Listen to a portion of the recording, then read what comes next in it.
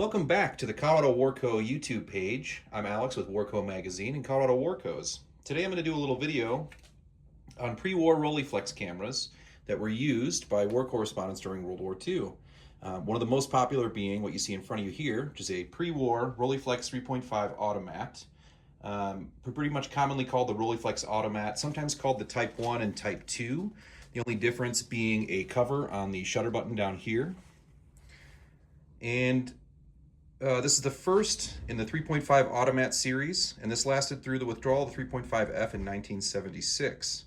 The model, which can fairly be described as the first mature Rolleiflex, replaced the old standard of 1932 to 1938, was the first Rollie TLR with the following: a crank with both advance to film and cock to shutter, interlocks preventing a frame being double exposed or missed, automatic first frame positioning, speed and aperture sets run by wheels, and a shutter release button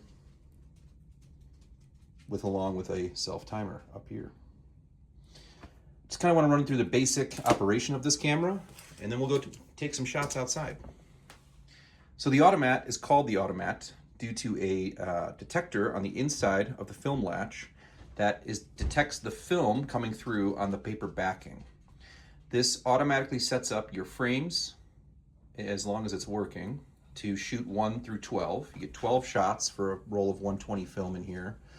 You also have the ability to run an adapter to run 35mm film through these. I'll probably be doing a separate video on those another time. But basic operation, once you do have film, I don't have film loaded in this, but you can see my frame counter is at 0.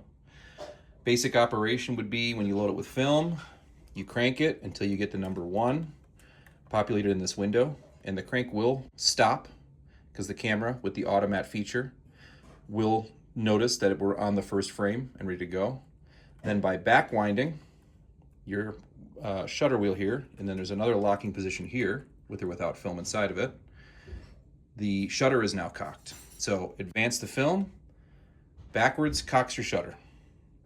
And you can see, I'll hit the shutter release button down here, you should be able to hear it click. All right, let's move on.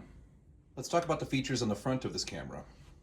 So, as you can see here, the pre-war 3.5 Automats did not have a double bayonet feature. So you see there's only a bayonet on the bottom lens, not on the viewing lens. This was changed in the Automat that started in roughly 1939, where they had a dual bayonet, top and bottom. But before that, just a bayonet on the bottom. This does have a 75mm f3.5 Carl Zeiss Jena Tessar lens. It's a 4-element lens. These pre-war ones are uncoated, which some people say is bad for color film. I've not experienced any issues with color versus black and white, although it does take some very good images in black and white. It's got that je ne sais quoi, as they say. As I mentioned earlier, in about 1938, there was no safety lock over the shutter taking button here. If you were charged with a shot in your pocket and you threw it in a bag or something, it would more than likely hit that button, it would fire the shot. This was added in 1938 to cover the push button to fire the shutter in order to protect it from getting fired when put in a bag, something like that. We also have over here is a input for a plunger photo taker. So your kind of older, plungers, they screw right in the front here, and you can take a photo. That way you don't have to have a finger on the shutter release at all times.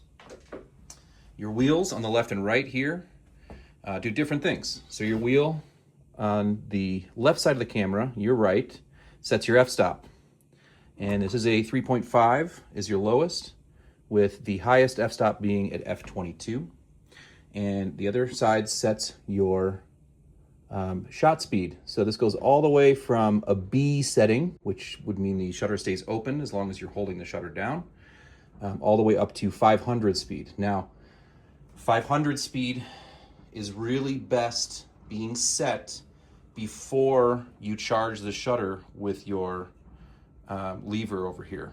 It's not good for the camera, to my understanding, to have a shot ready to go and then push it into 500 speed. You want to go to 500 speed first, roll it, charge the shutter, take your photo, then move it off of 500 speed. If you wanted to go less, 250, 100, something like that, roll it, charge your shutter, take your next picture. You also have a self timer up here, which I will demonstrate. I think it runs roughly 10 seconds, but once you have the shutter charged, just like I did there, see the little arrow up top here? This little button slides to the right, and you'll hear it wind down.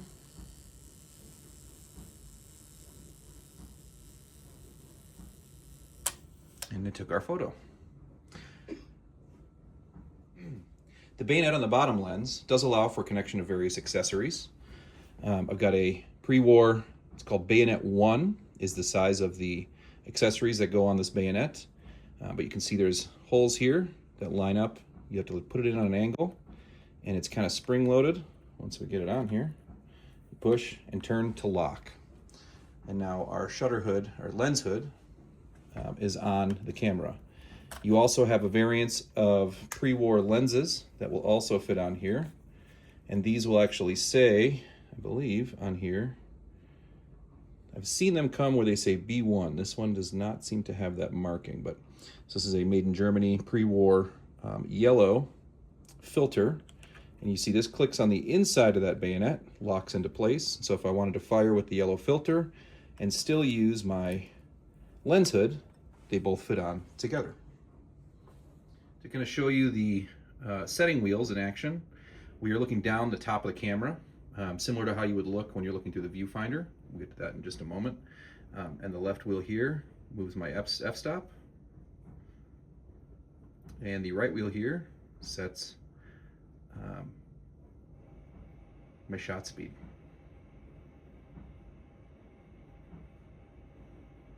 500's a hard one to get to. There you go.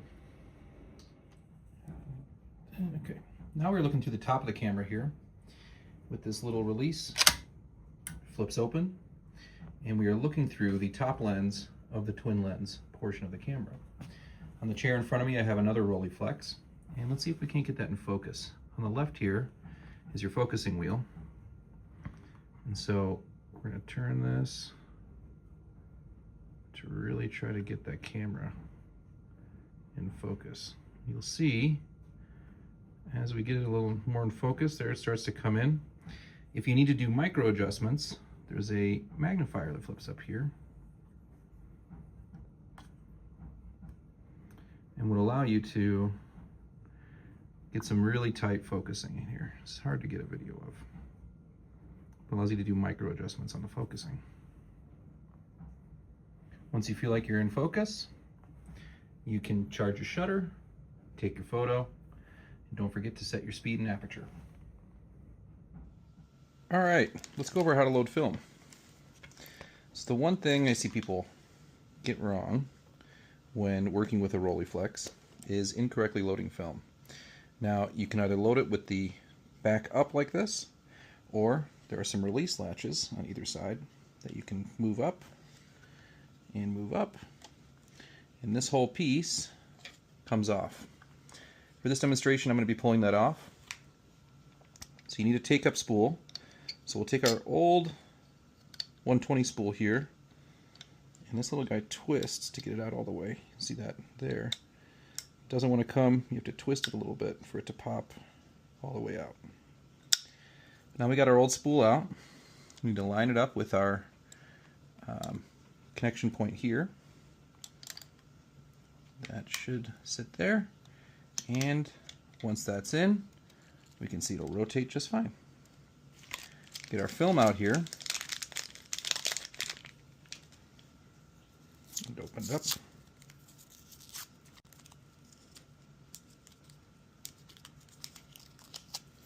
Now, I'm gonna get all this extra stuff off of here. So we'll load in unexposed side out here. So the wheel is like this. Now this here is your automat detection. So this will detect the frames as they come through, hence the automat.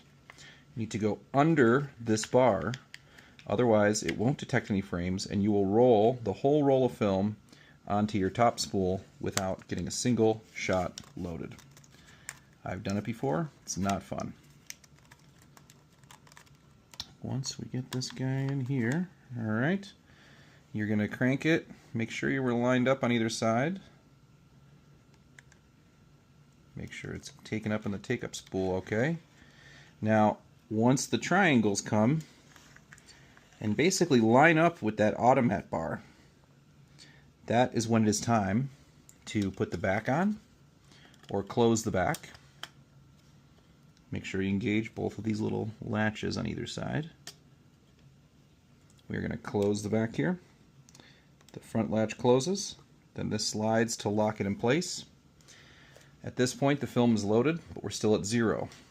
So you're going to crank, and you'll hear a click, and now that 0 is starting to move, it's gone. First frame is loaded. Now we go back a half turn. First shot is ready to go. Let's put our cover on down here so we don't accidentally take a picture. And let's go take some shots. So here we've got a wonderful in bloom blossom tree. Let's see if we can't get this with some good clouds behind it. I think would be a great shot. I like using just a standard phone app for light readings. So for 5.6, 125. Let's see, we can go all the way down to 3.5 and see what we get there. 500 shutter speed. We'll do a couple different shots, but I think we're going to go 3.5 at 500 on the first one here, 250 in the foreground. I'm hoping I can get a clear image of how we're framing this up. So you see we're getting in focus here.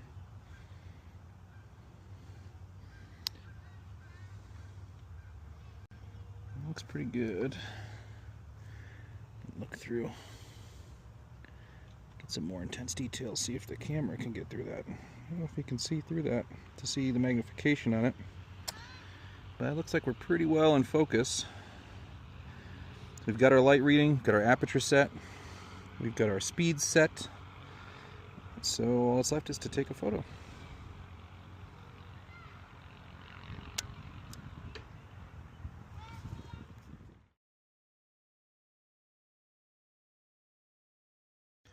I'm going to take one more at 250, but we're going to put our yellow lens on. So that brings us down a slight stop anyway. It's looking a little fingerprinty. There we go. Clean and clear. We're going to do one with the yellow filter. Still in focus.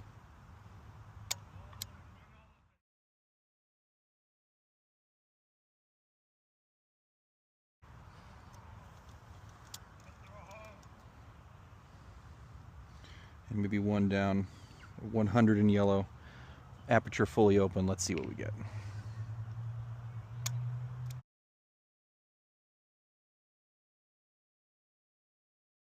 Shoot with a Rolleiflex here. I'm going to shoot this cabin here. So, move our aperture up to 11 at 250 to 500.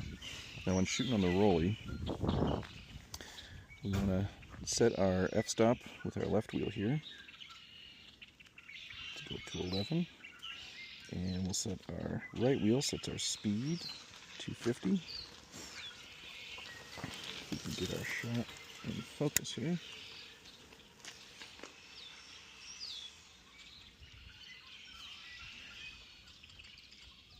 There we go. We're ready to go. Get it all lined up.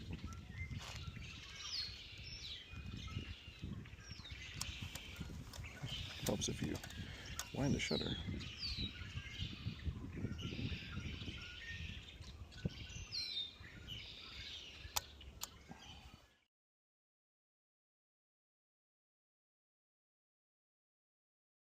Alright, shooting this old truck.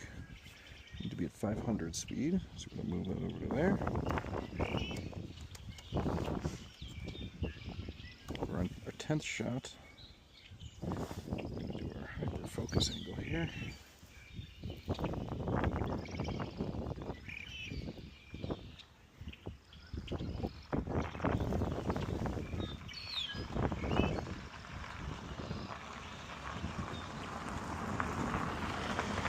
on more of the thunder trick here.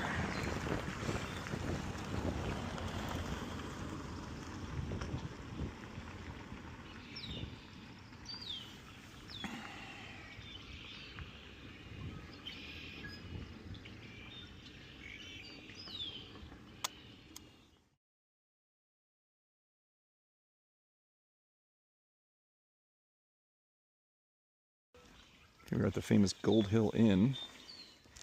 Take a light ring out the front of this. I don't like shooting into the sun, but 500, so we'll shoot at 500. Again, F11. Back away a little bit.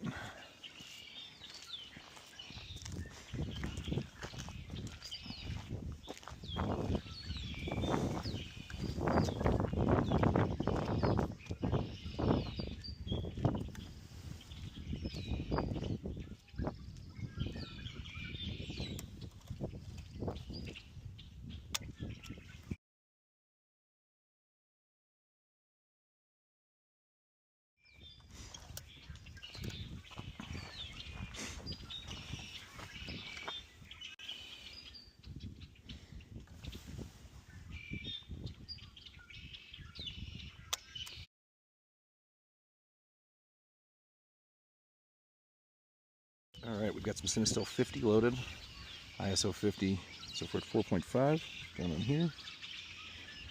That's the lowest, 3.54, 5.6. Let's try ISO 4. Get about a 500 shutter speed. Let's see how it comes out.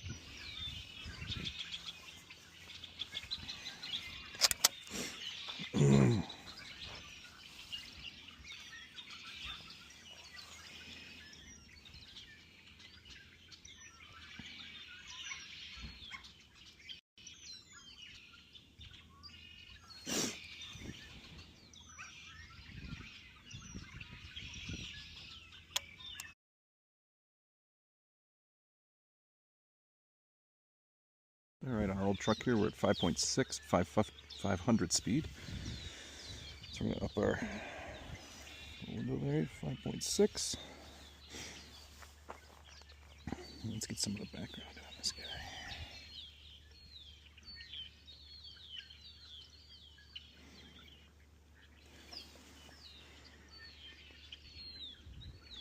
But not the side. Let's go this way.